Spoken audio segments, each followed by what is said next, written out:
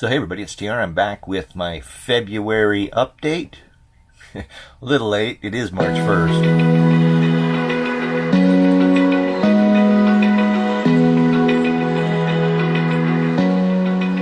I'm going to start this video with 1,000,000 thank yous out to Dan and Jen Nevada. They gave a shout out on the BioGeo Method video, which is one of the things I spent most of the month working on. And I felt like it was a pretty good video, and apparently they did too, because they gave me a shout out. And you know, if you're a fellow YouTuber, never underestimate the value of a shout out from a much larger channel. They're roughly 10 times bigger than me, because I mean, here's the results. You can see here that the video he ran at 6 a.m. this morning, published or started running at 6. And in the first 3 hours I pulled in, you know, gosh, probably almost 175 views. So thanks again, Dan and Jen. It was awesome hanging with you this month. They were in Tucson getting their RV worked on at the first of the month. Kind of had an unfortunate experience that seems like it might have got turned around with one of the local RV dealers here. I'll refer you to their video up in this corner. If you want to follow that, and go ahead and go follow them, because I am so sick and tired of the road to 10K subs. I'm just teasing, guys. Thanks again, I sure appreciate it. So this month, really, I spent a lot of time working on the BioGeo video. As I mentioned, did all of the graphics and animation and got all that kind of stuff working. Man, I had a fight, though, I'll tell you what. Everything was working along great, you know, and I was kind of getting right down to the end of it. And I'll be damned if then all of a sudden the movie wouldn't encode from Adobe After Effects. I've been using the same system now, well, since November, really, and haven't had any trouble with it. But of course, they wanted to attribute it to the AMD, the Threadripper Ryzen processor I'm running. Well, maybe, I don't know. But other than that, let's see, I peeled off 10 pounds this month. I've started to try to eliminate wheat and those sorts of things from my diet, kind of headed towards a paleo kind of diet.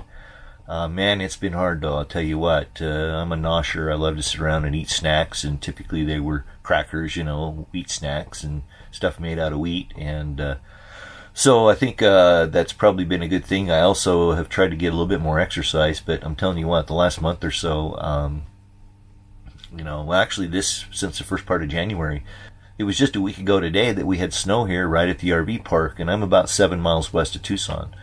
And they had snow in Tucson proper, so it's a pretty rare thing to have happen, but it was quite the cold front that dropped in, and the snow stuck around for a good day and a half. Not on the streets, of course they're too warm, but you know, in some of the shady areas and stuff, there was snow for a couple days. For the last 3 or 4 days, I've been tying flies, getting ready for summer. I was considering doing some campground hosting or maybe some interpretive type work for the summer, and it looks like all those positions have filled. There's some other campgrounds out there which are obviously a little less desirable, and so I think my plans are starting to come together for the summer, that I'm just going to kick around pretty much like I did last summer, hit Montana more. I plan on spending quite a bit of time up in Montana. I know that area pretty well, so I'm going to go up there and do all the fishing I possibly can. I'll be spending a lot of time down in Idaho, of course, visiting family and friends, and hanging out there and hitting some of my favorite fishing holes again. So those will, you know, that's kind of the plan for the summer. You know, things change. That's the beauty of this lifestyle. But I'll tell you what, I'm kind of down to where I'm tying these little teeny flies, these little teeny dry flies. And I don't know if you can see that. Let's see. Can you see that? Can you see that? Yeah, just barely. That is a number 16 hook, and I've been tying a lot of these. I'm good for about 2 hours, and then I have to stop, and it takes like 20 minutes for my vision to come back, and that's using my bifocals. So, and that's not the smallest I've tied. Let's see, where are they at? I might have used them all up. I think I did. But I tied up a bunch of number 18s yesterday. It's funny, I can tie, you know, 12, 14, 16s. I can probably tie anywhere from 8 to 14, 15 flies an hour, depending upon the complexity of the fly, obviously. You know, something like an elk hair caddis goes pretty quick. versus like say an Adams, which is just a bit more involved, and particularly difficult when you're working with these little itty bitty things. Like for those of you fishermen out there that know fly fishing, this is the size of the wing I'm working with here. Okay, this is a standard size pair of tweezers here. I know that's hard to see, but maybe you can see it. Anyway, when you start working with materials that small and you have old eyes, it's challenging for sure, but it's great therapy. I probably have tied, maybe 6 or 7 dozen flies in the afternoons the last 3 or 4 days, and plan to do a bunch more. Doing dry flies first, and then I've got to replenish my stock of like rubber legs and the big stonefly imitations that you would use over on the South Fork, because I do plan on spending about 3 to 4 weeks over on the South Fork of the Snake River, probably into August and early September time frame, because that's usually pretty good fishing. The water levels start to come down because the farms start to harvest, and so there's not as much water delivered in the river, so it brings the water levels down and makes it much more accessible if you don't have a drift boat, and I don't. So when that water's down a little bit, it makes it easier to hike into some really good fishing spots. There's plenty along the river, but getting that water down a little bit can get you over some of these side channels that can get you out into some really good fishing out there on the South Fork of the Snake River. So I'm looking forward to that. Also last month, Lainey and Riley stopped by from a girl, her dog, and RV.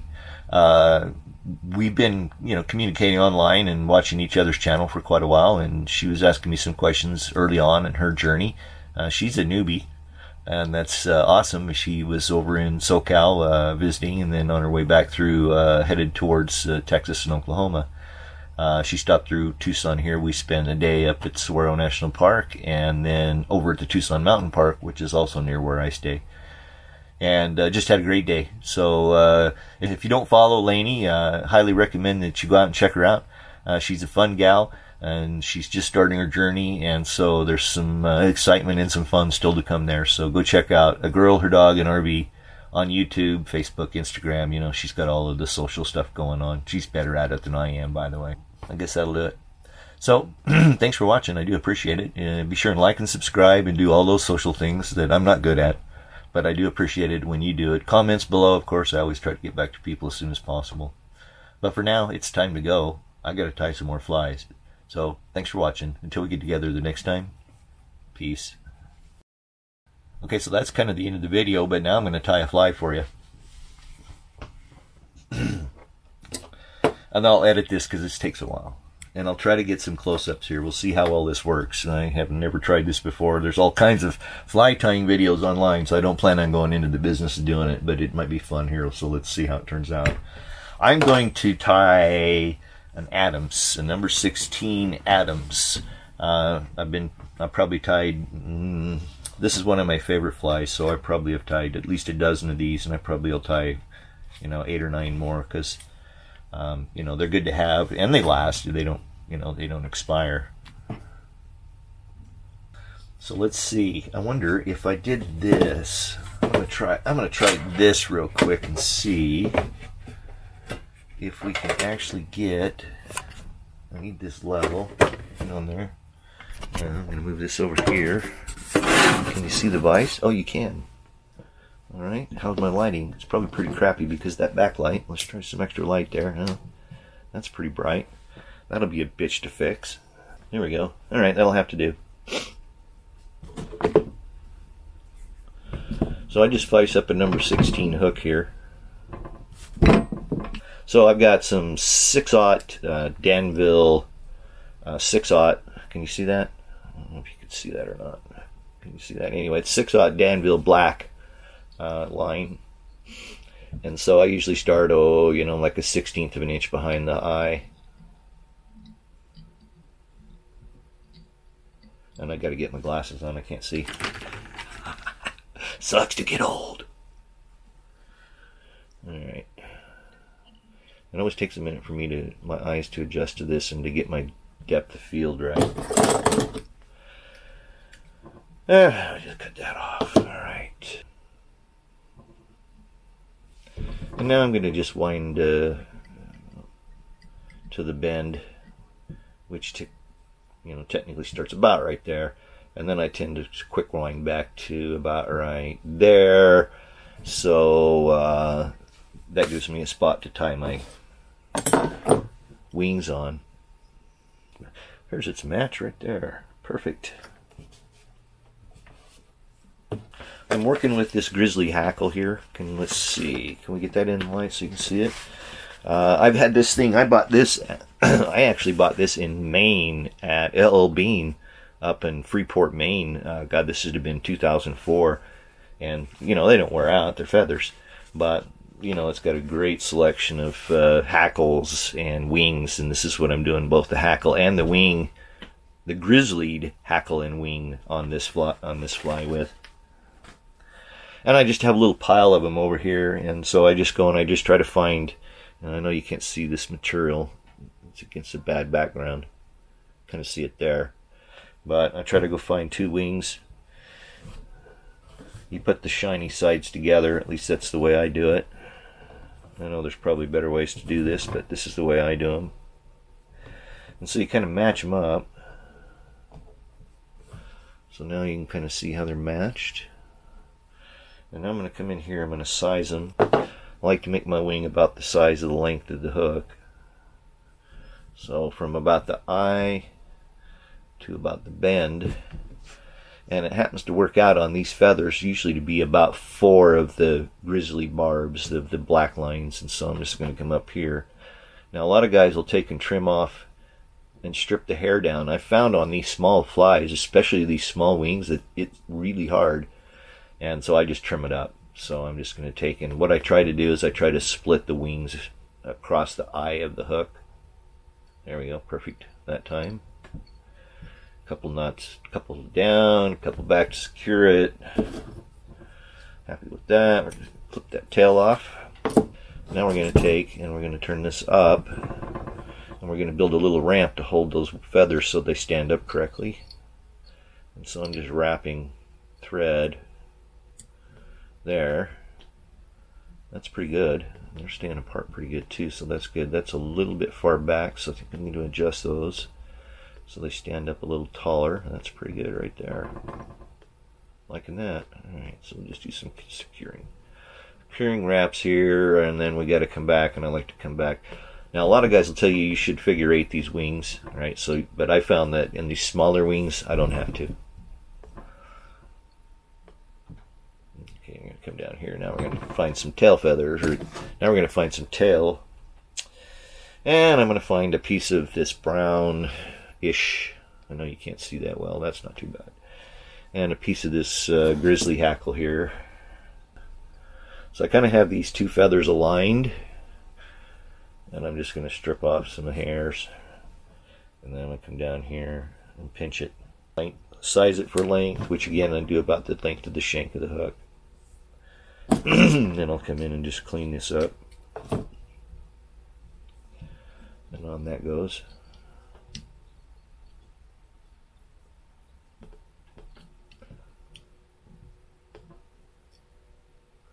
All the way to the bend. Oops. Careful not to grab the other wing. And then I come back a couple turns here. This is called daubing. And what that is basically, this is just some hair.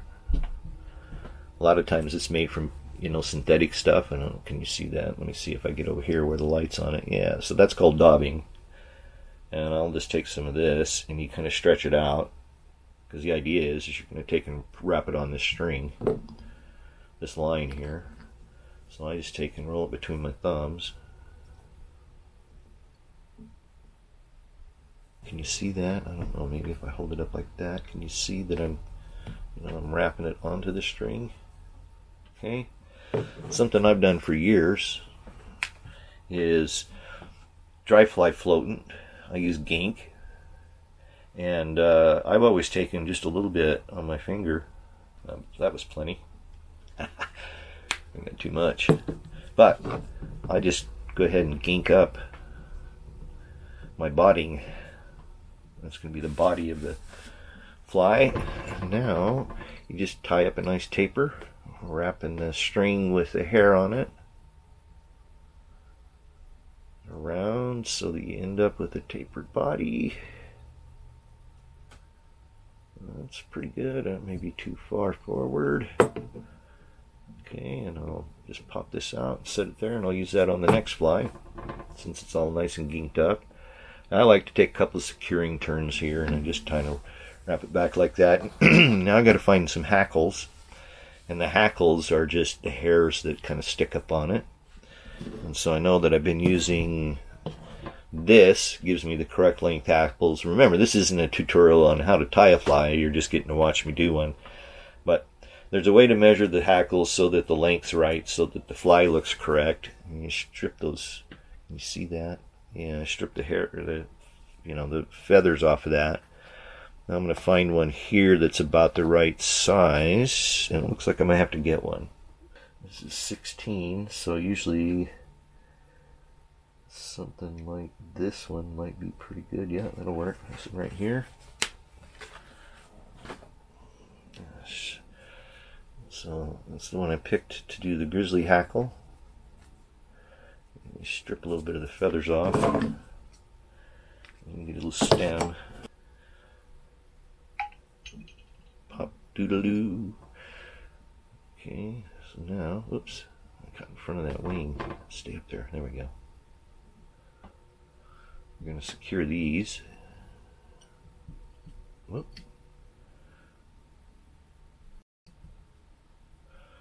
Now what I'm going to do is I'm going to come up in front of this. I'm going to take a couple of turns.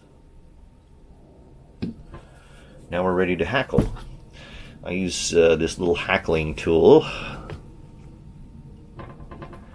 You just clip it onto the feather like that, and then you spin it around. I have found that 3 wraps is perfect for a number 16 fly. And then I can wrap it back, so I'm wrapping it back against the wings. That's helping the wings to stand up a little bit. I usually do 3 or 4 wraps. And then what I like to do is I like to put a half hitch on. So I just take and grab a quick half hitch. Surgeons do this a million times a day. I use these little tweezers here. Can you see those? Some people have tools. I have a whip finish tool I never use. Alright, so I do a couple of half hitches there just in case the string breaks, and now I'm just going to grab this one that's long enough that it's easy enough to manipulate. Again, 3 turns.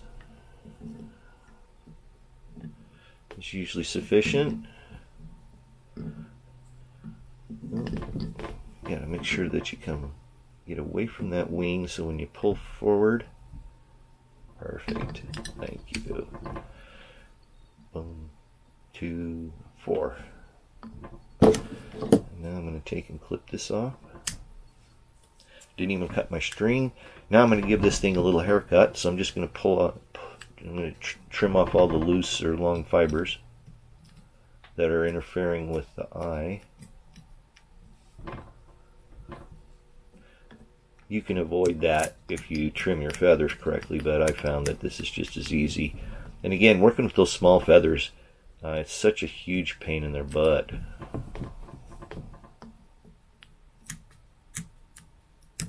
That's pretty good.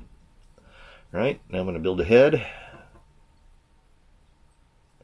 And all you're doing when you're building a head is just kind of building up a pile of thread so that it looks like the head of an insect. I got one loose weird fiber here that coming off this brown hackle that needs to go away.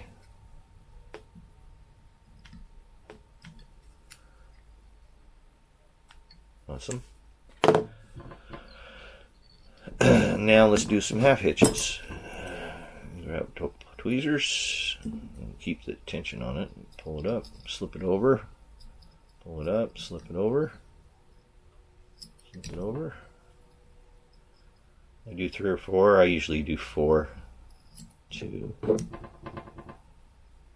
3, 4.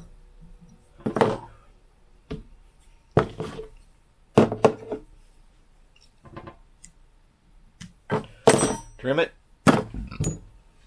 Glue it.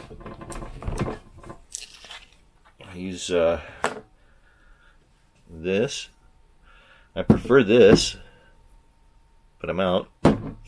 So I had to settle for that when I bought it the last time. And where did my little pin go? I have a, oh, here it is. I use a little pin. I just use a, you know, sewing pin. Get a little ball of adhesive on there. And touch it to that head we just made. Doesn't take a lot.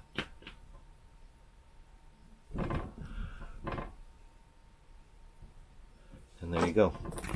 So there you go. That's an Adams. Hey, thanks for watching. See ya.